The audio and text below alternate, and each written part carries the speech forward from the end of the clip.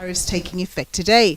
The auto sector accounts for 5.3% of GDP and is the fifth largest export sector in the country, accounting for 18% of the country's total exports. Last year alone, the sector exported 35 billion rands worth of cars to the United States market. The agricultural sector stands to be at an immediate disadvantage as some of its competitors like Peru and Chile are subject to a lower tariff of 10%. According to agricultural economist Wandile Sihlobo, the most exposed agricultural industries include ostrich products, table grapes, citrus, nuts and wines. This tariff comes into effect after these sectors have enjoyed more than 2 decades of duty-free access to the United States market under the African Growth and Opportunity Act, also known as AGOA. But what purpose do tariffs actually serve? Tariffs are usually introduced when countries want to protect their local industry in relation to imports of that same good into their country. In other words, they want to try and make their own homemade goods as cheap as possible relative to potential imports, so that people will buy the local goods and so that will generate employment within the country itself. And this is the crux of what President Donald Trump has indicated he wants to achieve in order to supposedly make America great again.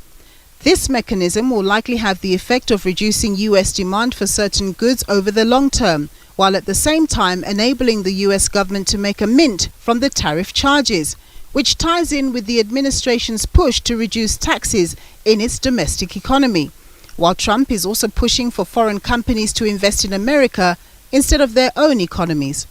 President Trump has professed that he is desperate to try and resuscitate American manufacturing industry, and that has been gradually eroded by cheap import, whose impact has been gradually eroded by cheap imports, especially from China over the last few decades. And he's doing that by imposing a surcharge on goods that are imported into the United States. Meanwhile, through the auspices of the Department of Trade and Industry, the government has been trying to engage with U.S. officials to work on getting a better trade deal than the 30% import duty imposed by Trump. The Minister Parkstow says the U.S. government has not to date given a response to a framework deal proposed by the South African government during President Cyril Ramaphosa's trip to the White House in May.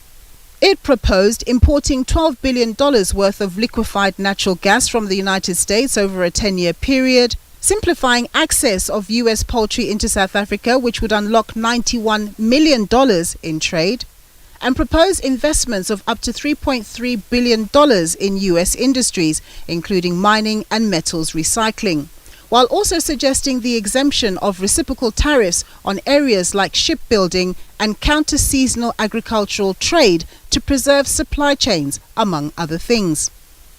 Anticipating the higher tariffs would kick in, the Department of Trade and Industry announced the launch of urgent measures to support exporters impacted by the U.S. tariff hikes.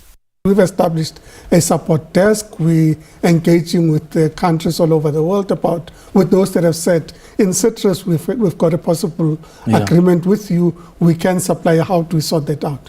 But you're dealing with citrus, you're dealing with chemicals, you're dealing with automotive components, with vehicles. So you're dealing with a whole range of industries. And the impact would be different per industry.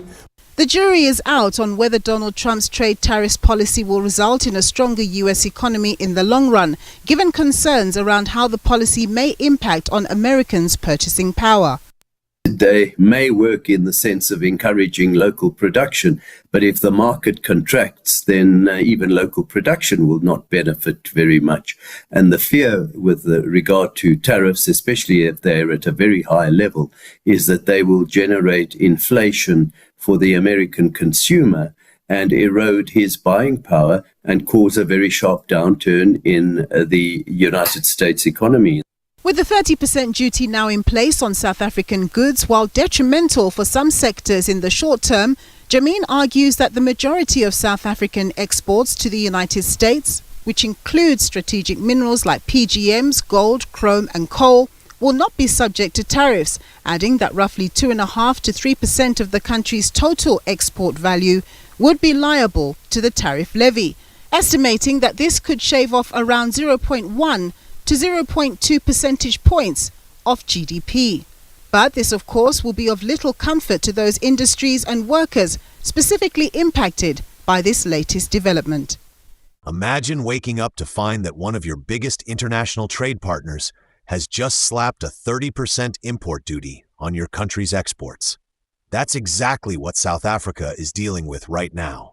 Starting August 7th, all South African goods heading to the United States will attract this new tariff, thanks to a directive issued directly by U.S. President Donald Trump in a letter sent to Pretoria earlier this month. He even published it publicly on his social media platform for the world to see. So what does this mean for South Africa? Well, let's break it down. The U.S. is a major market for South African products, especially vehicles, wine, citrus fruit, precious metals, and textiles. With a 30% duty slapped on top, these goods just became a lot more expensive for American consumers.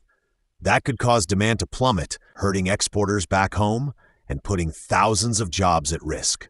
Small to medium businesses who rely on the U.S. market may not survive the blow, and big industries like agriculture and manufacturing are already warning of dark days ahead. But it's not just about sales. This move could trigger a ripple effect across the economy.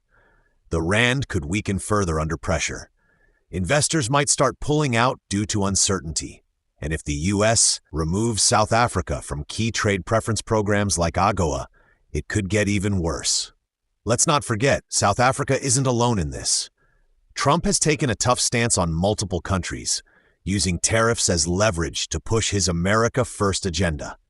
Back home, economists are urging the government to open up new markets and strengthen ties with regions like the EU, BRICS nations, and Africa itself to cushion the blow. But in the short term, this is going to sting.